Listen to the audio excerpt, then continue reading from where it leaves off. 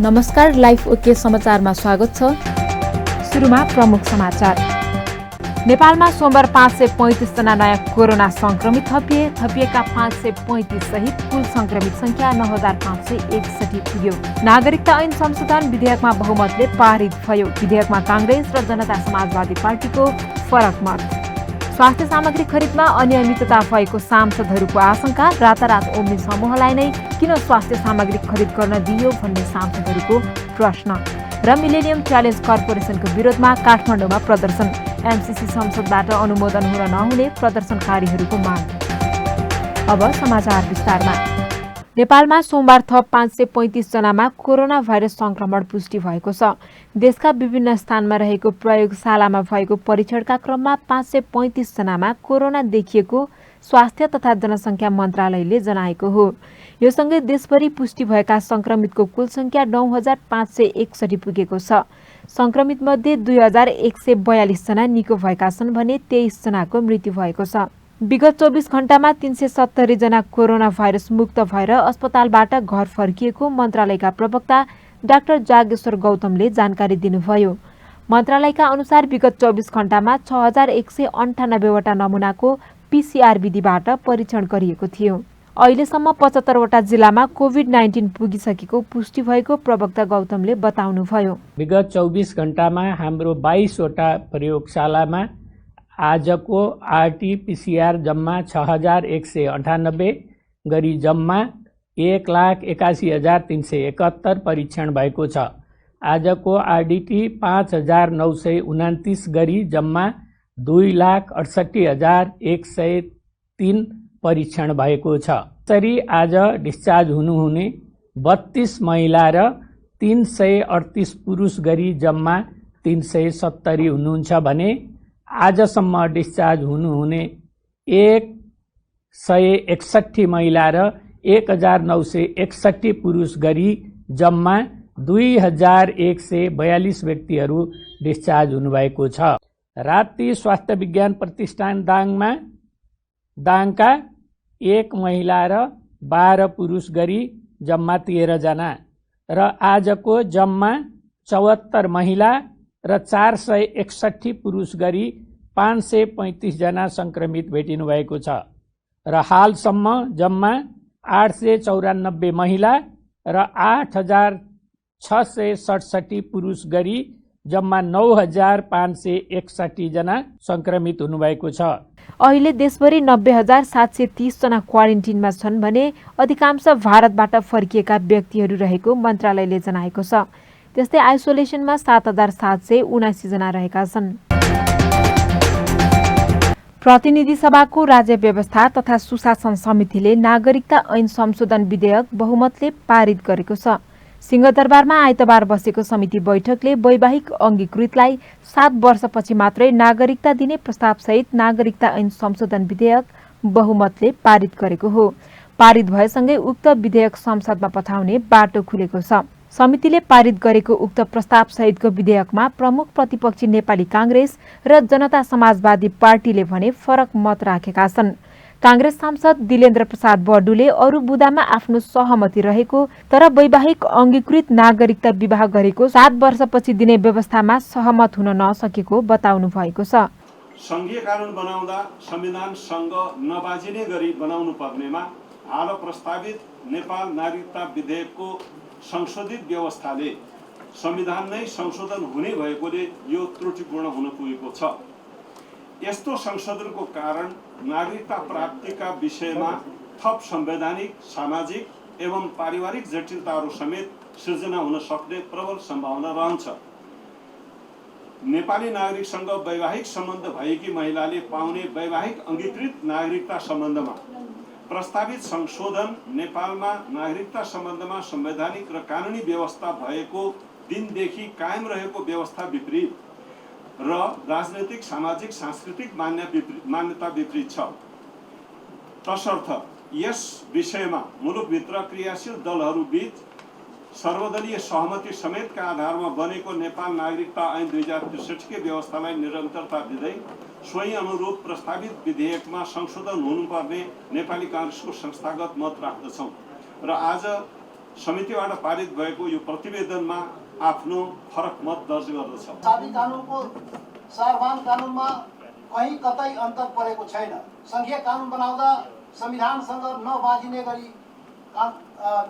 बनाउनु पर्नेमा हाल प्रस्तावित नेपाल नागरिकता विधेयकको संशोधित व्यवस्थाले संविधान नै संशोधन हुने भएकोले यो त्रुटिपूर्ण हुन पुगेको छ। 3 यस्तो संशोधनको कारण नागरिकता प्राप्तिका विषयमा थप संवैधानिक, सामाजिक एवं पारिवारिक जटिलताहरू समेत सिर्जना हुन सक्ने प्रबल सम्भावना रहन्छ। 4 नेपाली नागरिकसँग वैवाहिक सम्बन्ध भएकी महिलाले पाउने वैवाहिक अंकित नागरिकता सम्बन्धमा प्रस्तावित संशोधन नेपाल नागरिकता सम्बन्धमा संवैधानिक र कानुनी व्यवस्था भएको दिनदेखि कायम रहेको व्यवस्था विपरीत र राजनीतिक, सामाजिक, सांस्कृतिक मान्यता विपरीत छ। 5 तसर्थ यस विषयमा मुलुकभित्र क्रियाशील दलहरू बीच सब दलीय सहमति समेतका आधारमा बनेको नेपाल नागरिकता ऐन 2063 कै व्यवस्थालाई निरन्तरता दिँदै सोही अनुरूप प्रस्तावित विधेयकमा संशोधन हुनुपर्ने राष्ट्रिय जनता पार्टी नेपाल र समाजवादी पार्टीको संस्थागत मत राख्दछौँ र आज समितिबाट पारित भएको प्रतिवेदनमा फरक मत दर्ज गर्दछौँ। यसअघि शनिबार सत्तारूढ नेपाल कम्युनिस्ट पार्टीको सचिवालय बैठकले नेपाली पुरुषसँग विवाह गरी आउने विदेशी महिलालाई 7 वर्षपछि अङ्गीकृत नागरिकता दिनु उपयुक्त हुने निर्णय गरेको थियो। पार्टीको सोही निर्णयका आधारमा समितिमा रहेका नेकपा सांसदहरूले 7 वर्षको प्रस्तावको पक्षमा मत जाहेर गरेका थिए। बाहिर गएर बिहा गर्ने सन्दर्भमा बोल्न चाहन्न, तर नेपालमा आउने चेलीको सन्दर्भमा जो बुहारी भएर आउँछन्, यति त बुहारीले कति हैरान खेलाइरहेको छ, उदाहरण त छँदैछ। त्यसैले गर्दा सबै बुहारी त्यस्तो हुँदैन। फेरि एउटाले बिराउँछ, शाखा पिराउँछ, एउटा देखेपछि सबै तर्चिन्छ नि, यो त स्वाभाविकै हो। त्यसैले गर्दाखेरि सत्य सहमुखले एकदम छोटोमा राख्दैछु। एक सुकाको सिन्दुर लिएर यसो सिन्दुर राख्ने भ्याउँदैन, अर्को हातबाट नागरिक बुझाइरहेका छन्। संसारमा कहाँ छ? संसारमा कहाँ छ यो? नेपालले कति कुरा हामी छरछिमेकबाट पनि सिक्छौँ। हामीले सिकेको कुराबाट छिमेकले चित्त दुखाउँदैन। छिमेकीले त झन् गर्व गर्छ, हामीबाट सिक्यो नेपालले भन्छ। भारतमै 7 वर्ष भएछ हाम्रो चेली गएपछि दिँदाखेरि। अब हामीले पनि 7 वर्ष गरेर त भारत त झन् खुसी हुने पर्यो। हो, नेपाल नै सिक्लिया भन्छ। हामीले के गर्यौँ? राम्रै त गर्यौँ नि। यो पनि फेरि हामीले त सभापतिज्यू तपाईँ मार्फत सिङ्गो राज्य व्यवस्था समिति तर्फबाट नेपाल कम्युनिस्ट पार्टीलाई धन्यवाद दिन चाहन्छु। किन धन्यवाद दिन चाहन्छु भने कम्तीमा पनि हाम्रो यो समितिका सदस्यज्यूहरूले ल्याएको त्यो प्रस्ताव र छलफलको आधारमा नेपाल कम्युनिस्ट पार्टी हिजो त्यस्तो निर्णय गर्यो अरे भन्ने सुन्छौँ। त्यसकारण सभापतिज्यू मार्फत नेकपालाई पनि धन्यवाद दिन्छु। हाम्रा कुरा सुनेका नि त। त्यसैले गर्दाखेरि यसमा कुनै हामीले अन्यथा मान्नुपर्ने जरुरत छैन। समितिले विधेयकमा अङ्गीकृत नागरिकता नपाइन्जेल विदेशी महिलालाई स्थायी बसोबास अनुमति पत्र दिने प्रस्ताव पनि ल्याएको छ। यसले राजनैतिक र सरकारी नियुक्ति जागिर बाहेकका विभिन्न 7 वटा अधिकारको व्यवस्था गरेको छ। यो प्रावधान पनि पारित भएको छ। अङ्गीकृत बाहेक राज्य व्यवस्था समितिले गरेका अन्य प्रस्तावहरू सर्वसम्मतिले पारित भएका छन्। सांसदहरूले स्वास्थ्य सामग्री खरिदको जिम्मा ओम्नी समूहलाई देखाएको हतारले अनियमितता भएको आशंका जन्माएको बताएका छन्।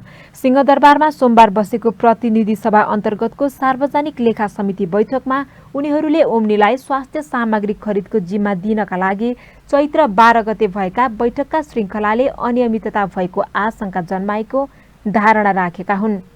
रातारात ओम्नी समूहलाई नै किन स्वास्थ्य सामग्री खरिद गर्न दिइयो भन्दै उनीहरूले प्रश्न समेत गरेका थिए। छलफलमा नेकपाका सांसद विरोध खतिवड़ाले 12 गते रातभर बैठक बसेर ओम्नी समूहलाई स्वास्थ्य सामग्री खरिद गर्न दिनुले आशंका पैदा भएको बताउनुभयो। यति जरुरी भएको देखिन्छ कि 12 गते दुईटा बैठक, एउटा 1 बजेदेखि कति बजेसम्म, त्यसपछि राति 7 बजेसम्म उनीहरूलाई भत्तै माग गरेर 7 बजेपछि कति बजीसम्म बैठक बस्यो भन्ने त्यो भन्न सकिँदैन। तर के चाहिँ देखिन्छ भने तपाईँले पठाएको विवरणबाट यो राति 7 बजेको बैठक सकिएर तय भएर अनेकौं पत्राचारहरू भएको छ। एउटा मात्र होइन, अनेकौं। ब्याङ्कलाई लेख्ने पत्रदेखि लिएर उसलाई त्यो समूहलाई लेख्ने पत्रदेखि लिएर अनि त्यो सम्बन्धित समूहले सरकारलाई देखाएको प्रतिबद्धतादेखि जस्तो के भनेको छ भन्दा म भनेर सुनाउँछु।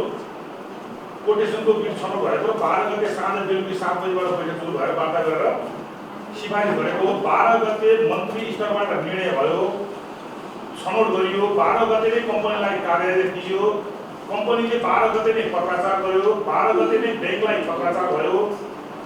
यस किसिमबाट त्यो राति 12-1 बजीसम्म त्यसमा पहिलो यो अड्डाकारले ब्याङ्क कसरी खुला बस्यो होला मलाई आशा लागेको मात्रै हो।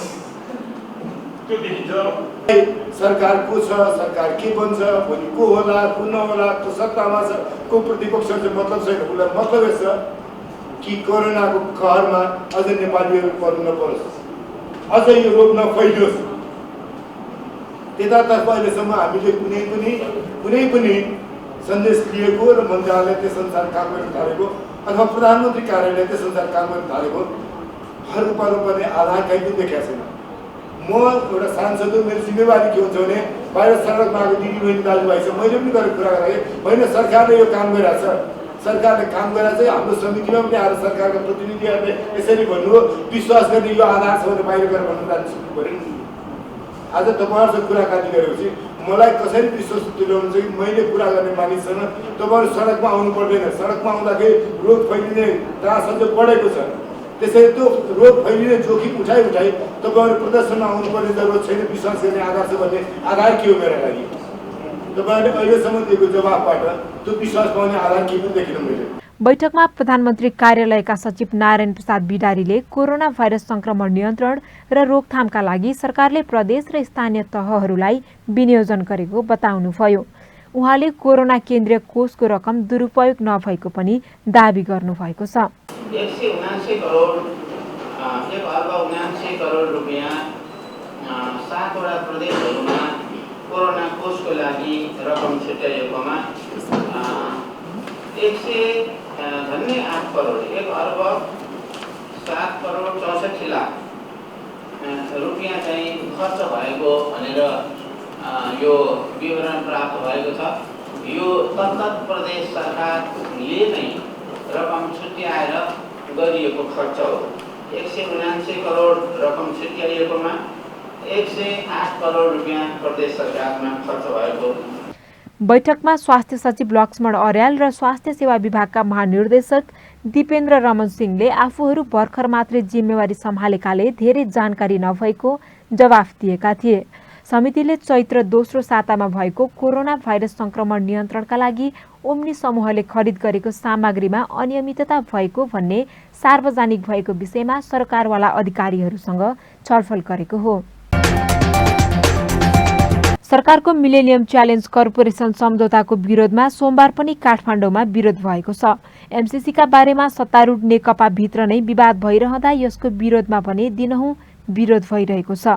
एमसीसी सम्झौता संसदबाट अनुमोदन गर्न नहुने भन्दै सोमबार युवाहरूले काठमाडौँको माइतीघरमा प्रदर्शन गरेका हुन्। प्रदर्शनमा सहभागी भएकाहरूले एमसीसी खारेजी गर्न माग गर्दै चर्को नारा लगाउँदै विरोध प्रदर्शन गरेका हुन्। उनीहरूले एमसीसी राष्ट्रको हितमा नरहेको भन्दै सरकार विरोधी नारा लगाएका थिए। एमसीसी सम्झौता राष्ट्रघाती रहेको दाबीसहित त्यसलाई पारित गर्न नहुने भन्दै सडकमा विरोध चर्किरहेको छ।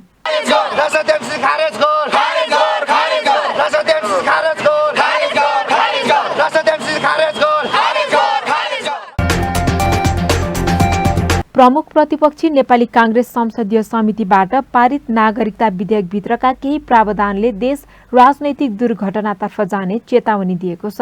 राष्ट्रिय सभाको सोमबारको बैठकको विशेष समयमा बोल्दै कांग्रेसका सांसद जितेन्द्र नारायण देवले नेपाली नागरिकसँग विवाह गर्ने विदेशी महिलालाई 7 वर्षपछि अंगीकृत नागरिकता दिने निर्णयले देश राजनैतिक दुर्घटनातर्फ जाने बताउनु भएको हो। भारतसँगको सम्बन्धलाई कट गर्ने भन्ने मानसिकता पालेर र चिनियाको झोलामा नेपाललाई लैजाने भन्ने मानसिकता पालेर पुरानो आइडियोलोजी क्लासिकल आइडियोलोजीको आधारमा जुन काम गर्दै हुनुहुन्छ त्यसले चाहिँ मलाई यति मात्रै म भन्छु, भोलि राजनीतिक दुर्घटना भयो भने हामीसँगै हामी मिलेरै भोलि जेल जानुपर्ने हुन्छ। हिजो पनि हामीसँगै जेलमा थियौँ र भोलि म त्यो पोलिटिकल एक्सिडेन्ट म यो कुरा रेकर्ड गराउन चाहन्छु। सामान्य अध्यक्ष महोदय, हिजोदेखि वीरगञ्जदेखि राजविराजसम्म जुन जुलुस निस्किरहेछ र नेपाली काङ्ग्रेस जस्तो पार्टी, अन्य मधेसवादी पार्टीहरू र नेपाली काङ्ग्रेस जस्तो पार्टीलाई तपाईँहरू यसरी हेप्ने के? नेपाली तपाईँ प्रचण्डजीले मलाई भन्नुभएको कुरा यही गरिमामय सदनमा मैले एकचोटि सुनाएको थिएँ। नेपाली काङ्ग्रेसलाई हेपेर, मधेसवादी दलहरूलाई हेपेर तपाईँ एक्लै यो मुलुकले सञ्चालन गर्ने सम्भव छ? त्यो पोलिटिकल एक्सिडेन्ट हुन्छ यो मुलुकमा। सब सहमति नतोड्नुहोस्। 58 वर्षदेखिको 2020 को नागरिकता ऐन 2063 मा आउँदाखेरि संविधान बनाउने बेलामा त्यो सहमतिको दस्तावेज हो। मधेसवादी दल, नेपाली काङ्ग्रेस, तत्कालीन नेकपा एमाले र माओवादी मिलेर हामी नेसनल कन्सेन्ससको आधारमा संविधानको अन्तरिम संविधान 2063 बनाएका छौँ, के अरे रचना गरेका थियौँ र त्यसको त्यो नागरिकताको धारा सहमतिको धारा हो। अहिलेको संविधान, वर्तमान संविधानमा पनि नागरिकता सम्बन्धी जुन व्यवस्था छ त्यसको 11 को 6 ले जे व्याख्या गरेका छ त्यो एउटा सहमतिको व्याख्या हो। त्यस्तै जनता समाजवादी पार्टीका सांसद मृगेन्द्र कुमार सिंहले नेकपाली राज्य व्यवस्था समितिमा बहुमतको दम्ब देखाएर गरेको निर्णयले मुठभेड निम्त्याउने बताउनुभयो। उहाँले नेपाली पुरुषसँग विवाह गरेर आउने भारतीय महिलाले नै राष्ट्रघात गरेका हुन् भन्दै प्रश्न समेत गर्नुभयो। नागरिकता विधेयक सम्बन्धमा जुन निर्णय गर्यो निश्चित रूपमा सम्पूर्ण देशको ध्यान आकर्षण भएको छ। त्यसै क्रममा चाहिँ एकदम बहुमतको दम्भ अहंकार देखाउँदै जो राज्य व्यवस्था समितिमा लाई एउटा सहमतिको बाटो छोडेर जुन गर्यो त्यसको लागि दुःख लागेको छ। अध्यक्ष महोदय, यो एउटा मुठभेड निम्त्याउने के त्यो भारतीय चेलीहरू जो नेपाली केटासँग बिहा गरेर आउँदैछ तिनीहरू नै राष्ट्रघात गरेका हुन्। हाम्रो खेतहरू सुक्खा पारेर कोशीलाई बेच्ने, कोशी सम्झौता गर्ने के त्यो भारतीय चेलीहरू हुन्? फरक प्रसङ्गमा उहाँले खेतीपातीको समय भएको र विदेशबाट पनि धेरै युवा स्वदेश फर्केको समयमा मलको उचित व्यवस्था गर्नुपर्ने सरकारसँग माग गर्नुभएको छ। सांसद शेखर कुमार सिंहले वर्षायाम सुरु भएको बताउँदै तराई मधेसमा वर्षेनी बाढीबाट हुने क्षतिका सम्बन्धमा समयमा नै सरकारले ध्यान दिई समाधानका लागि आवश्यक पहल गर्नुपर्ने बताउनुभयो।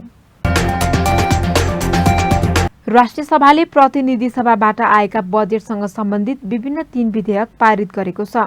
सोमबार बसेको बैठकले प्रतिनिधि सभाबाट सन्देशसहित आएका आर्थिक विधेयक 2077, राष्ट्र ऋण उठाउने विधेयक 2077 र ऋण तथा जमानत विधेयक 2077 लाई पारित गरेको हो।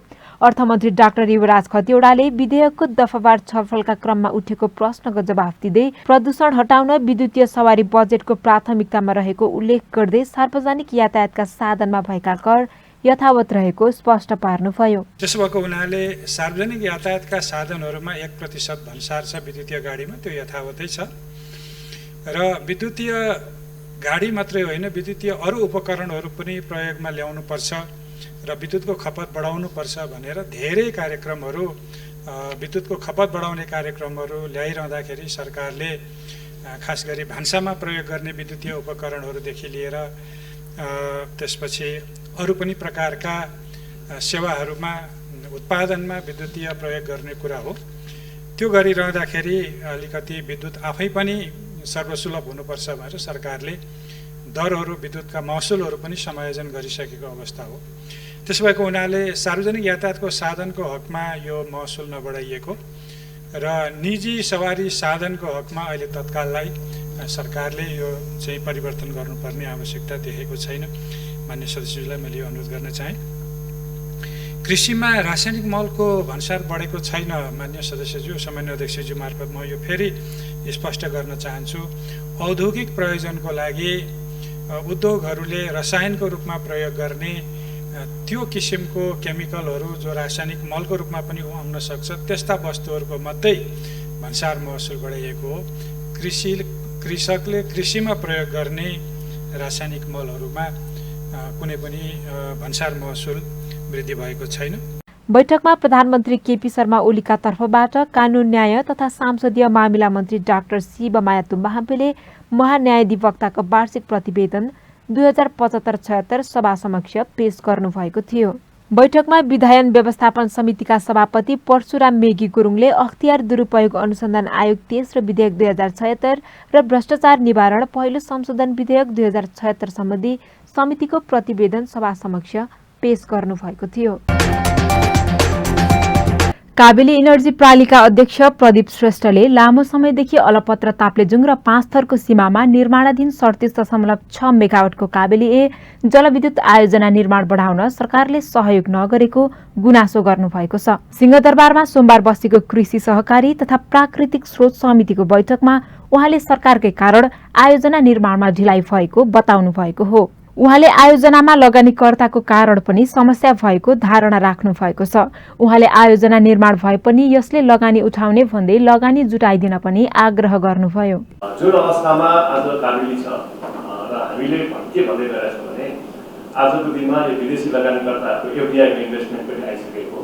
वर्ल्ड ब्याङ्कको फर्स्ट प्राइभेट सेक्टरसँग लिड गरेको प्रोजेक्ट भनेको यही हो र वर्ल्ड ब्याङ्कले फ्युचरमा पनि धेरै प्रोजेक्टहरू चाहिँ विदेशी विशेष गरेर हाइड्रो पावरमा लगानी गर्ने भनेको एउटा टेस्ट प्रोजेक्टको रूपमा चाहिँ यसले लगानी गरेको प्रोजेक्ट हो। यो अब कारणवश अलिकति गभर्मेन्टसँग र गभर्मेन्टको डिलेले गर्दाखेरि 3 वर्ष त डिले भएको कुरो त सायद यहाँ थाहा भइसक्यो र हामीले मागेको के भने यो वर्ल्ड ब्याङ्कको फन्ड चाहिँ रिन्यू नभएको कारणले हामी अरू विदेशी लगानीकर्ताहरूलाई चाहिँ हामी फेरि खोज्न गयौँ र 2-4 लगानीकर्ताले एकदमै सिरियसली चाहिँ इन्ट्रेस्ट पनि देखाएको छ। यो प्रोजेक्ट ल्याउनुमा हामीलाई 2-2.5 वर्ष मात्रै लाग्छ र हामीले तमुरलाई फुल्ली सपोर्ट गर्ने आजको हामीले डे 1 मा पनि हाम्रो चाहिँ नो अब्जेक्सन लेटर पनि हामीले दिएको सर्वे गर्नुहोस् र हाम्रो भनाइ के भने भोलिको दिनमा यो तमुर बन्दाखेरि त्यति बेलासम्म यो प्रोजेक्टले चाहिँ आफ्नो लगानी भ्रष्टाचार उठ्छ भन्ने हाम्रो अनुमान पनि छ। अब तमुर भोलि कहिलेसम्म बन्न सक्छ भन्ने कुरो अहिले हामीले अड्कल मात्रै गर्न सकिन्छ।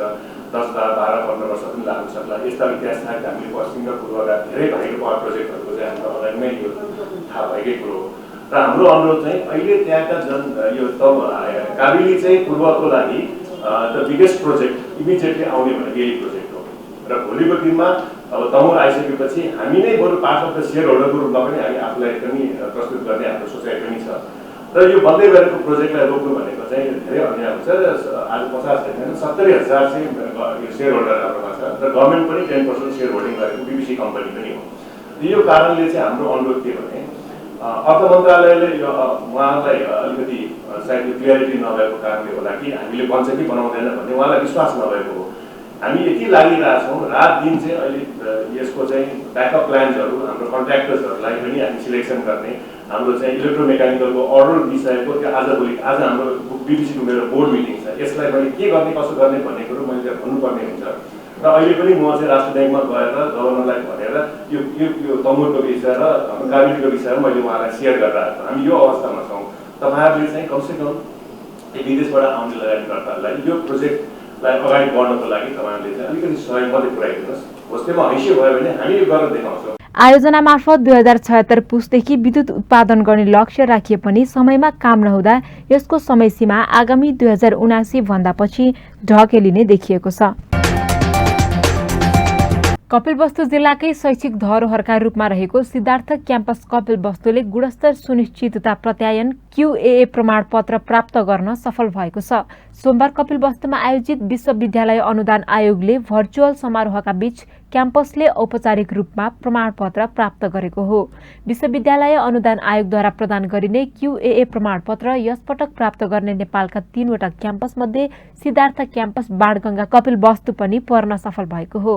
गुणस्तर सुनिश्चितता प्रत्यायन QAA प्रमाणपत्र प्राप्त गर्ने क्याम्पसलाई विभिन्न सरकारी निकायबाट अनुदान लगायत अन्य सुविधा प्राप्त हुने गर्दछ। सिद्धार्थ क्याम्पस बाणगंगा कपिलवस्तु QAA प्रमाणपत्र प्राप्त गर्न सफल हुनु आफैमा गर्वको कुरा भएकाले आगामी दिनमा थप शैक्षिक गुणस्तर वृद्धि गरिँदै लगिने योजना रहेको क्याम्पस प्रमुख खेमराज शर्माले बताउनुभयो।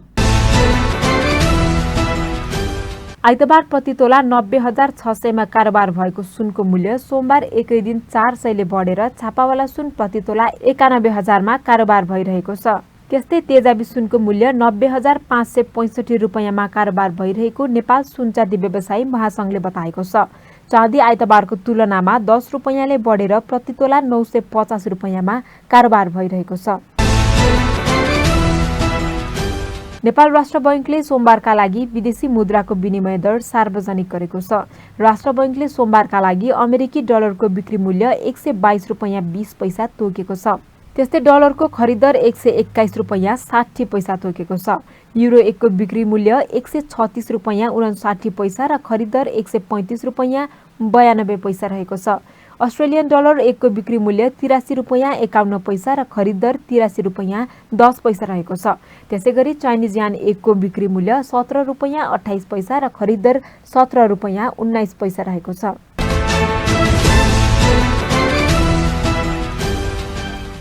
दक्षिण कोरियाले पाकिस्तान र बंगलादेशका लागि भिजा जारी गर्न प्रतिबन्ध लगाउने जनाएको छ। कूटनीतिक र व्यावसायिक प्रयोजनका लागि दक्षिण कोरियामा आउनेमा भने उक्त प्रतिबन्ध लागू हुने छैन। दक्षिण कोरियाली समाचार संस्था योनहापका अनुसार कोरोना भाइरस संक्रमितको संख्या बढ्न थालेपछि सतर्कता स्वरूप उक्त उपाय अपनाइएको छ। दक्षिण कोरियामा पाकिस्तान र बंगलादेशबाट आउने यात्रुमा कोरोनाको संक्रमण पाइएको थियो। योनहापका अनुसार दक्षिण कोरियाले दुवै देशबाट तत्काल गैर निर्धारित विमान समेत अवतरणमा रोक लगाएको छ। विमान सञ्चालनमा आएपछि दक्षिण कोरियामा पछिल्लो 68 दिन यताकै सबैभन्दा बढी 17 जनामा कोरोना संक्रमितको पुष्टि भएको थियो। भारतमा कोरोना भाइरसबाट संक्रमित हुने 4,25,000 जना पुगेका छन्। भारतीय अधिकारीहरूले पछिल्लो 24 घण्टामा 14,821 जना नयाँ संक्रमित थपिएको जनाएका छन्। आइतबार अहिलेसम्मकै उच्च एकै दिन 15,000 भन्दा बढी नयाँ संक्रमित थपिएको थियो। भारतको केन्द्रीय स्वास्थ्य तथा परिवार कल्याण मन्त्रालयका अनुसार कोरोना भाइरसको संक्रमणबाट सोमबार बिहानसम्म 13,679 जनाको मृत्यु भएको छ। संक्रमित भएका मध्ये 1,74,387 जना कोरोनाको सक्रिय बिरामी रहेको मन्त्रालयलाई उद्धृत गर्दै एएनआईले जनाएको छ। 2,36,196 जना निको भई घर फर्केका छन्। कोरोना संक्रमण झन बढ्दै गएको पाइएको छ। विश्व स्वास्थ्य संगठन WHO का अनुसार विश्वमा अहिलेसम्मकै बढी एकै दिनमा 83,000 जनामा संक्रमण पुष्टि भएको हो। यो बितेको 24 घण्टाको तथ्याङ्क हो। तीमध्ये 60% संक्रमित दक्षिण अमेरिकाका मात्रै हुन्। विश्वमा अहिले यसबाट अमेरिका नै सबैभन्दा पीडितमा परेको छ। WHO को तथ्याङ्क अनुसार अहिलेसम्म 22,79,000 संक्रमित भइसकेका छन् भने तीमध्ये 2,20,000 भन्दा बढी बिरामीको मृत्यु भइसकेको छ। त्यसपछि ब्राजिल पीडित बनेको छ, जहाँ 11 लाख संक्रमित भएका छन् भने 50,000 भन्दा बढीको मृत्यु भइसकेको छ।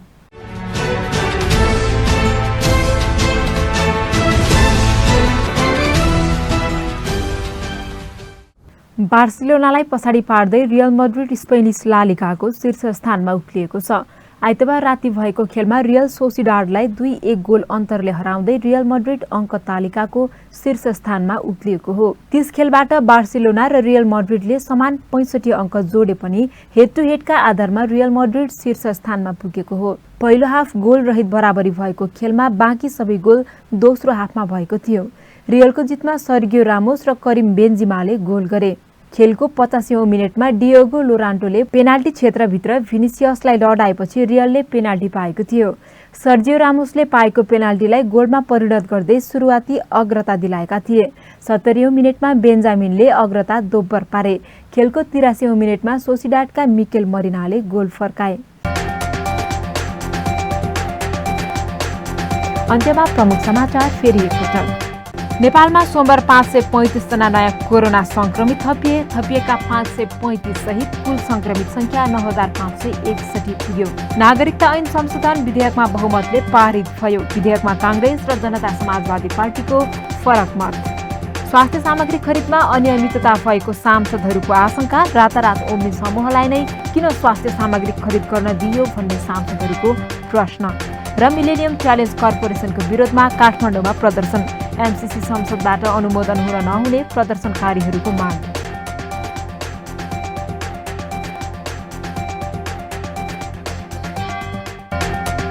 लाइफ ओके समाचार यति नै। हेर्दै गर्नुहोला लाइफ ओके टेलिभिजन। नमस्कार।